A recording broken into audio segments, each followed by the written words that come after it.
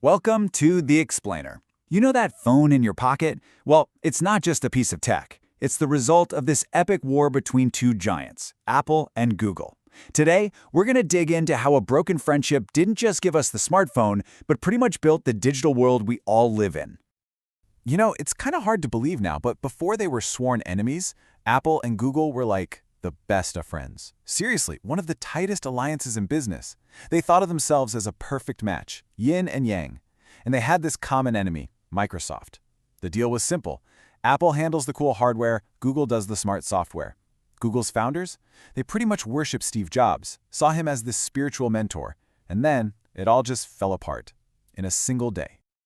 Okay, so let's set the scene. It's January 9th, 2007. Steve Jobs walks out on that famous Macworld stage, and he's about to, in his words, reinvent the phone. What he didn't know was that he was also about to light the fuse on a bomb that would blow his company's most important alliance to smithereens. So if you're watching this thing live, or even on YouTube later, it looked like pure magic. Just flawless. This incredible revolutionary device that just worked perfectly. But here's the thing. What everyone saw, it was a very carefully crafted illusion.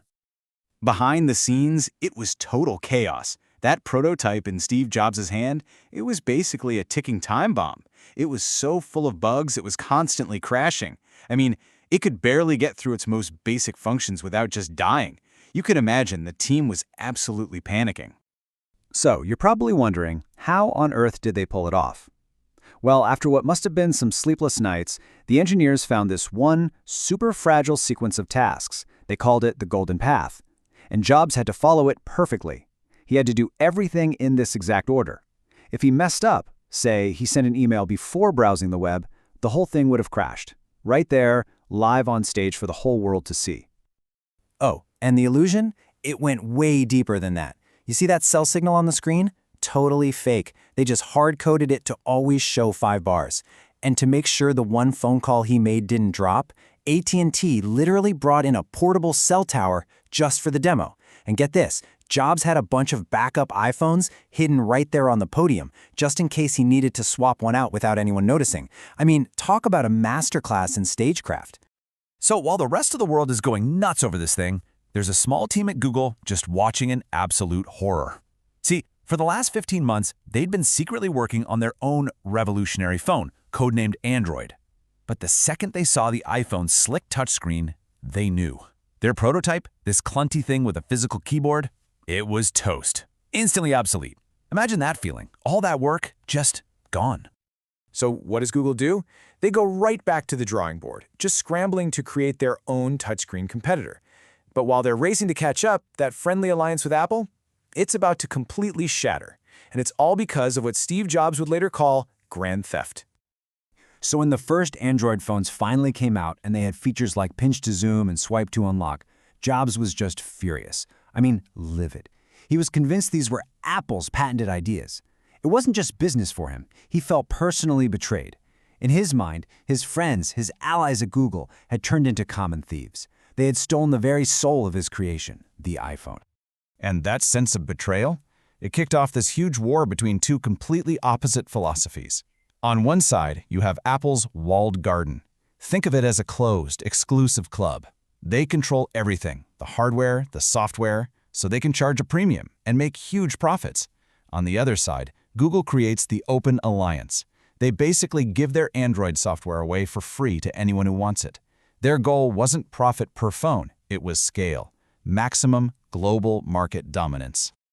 And you have to understand, the stakes here were astronomical.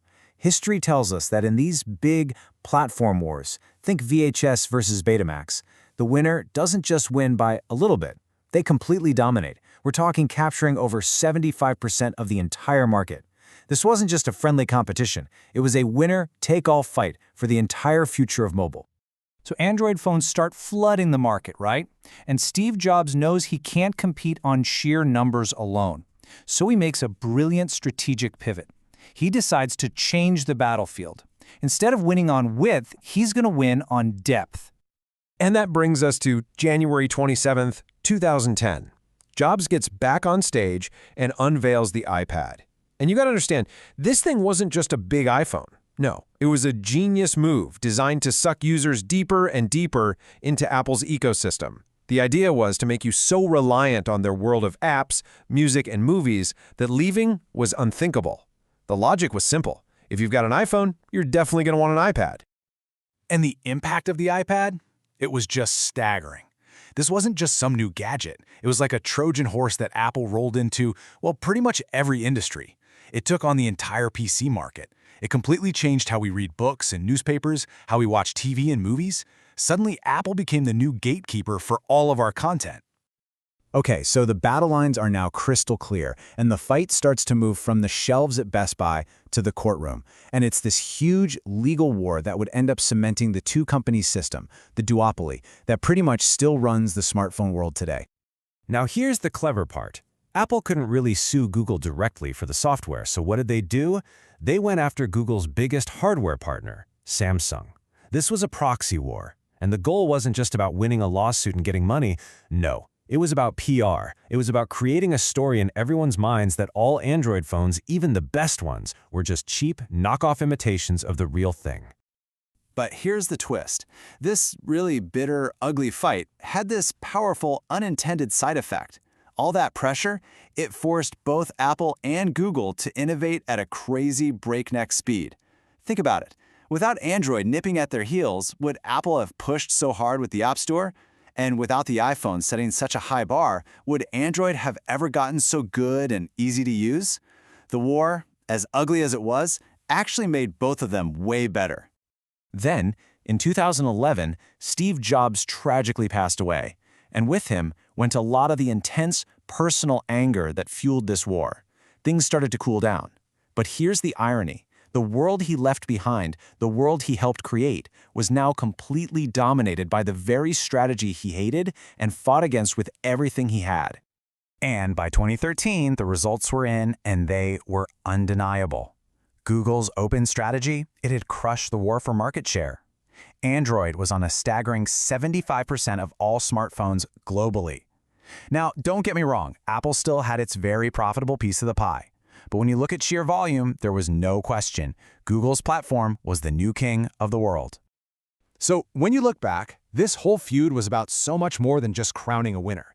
It blew the doors open for innovation, it lowered prices, and it's the reason we have this connected, mobile-first world that we all just take for granted today. So the war for the smartphone gave us the two empires that basically rule our digital lives. But that battle is over. Now there's a new war brewing, a fight over artificial intelligence. And that leaves us with a huge question. In this next great tech war, will the old rules still apply? Is it still going to be open versus closed? Or are we on the verge of watching a completely new world order being built right before our eyes?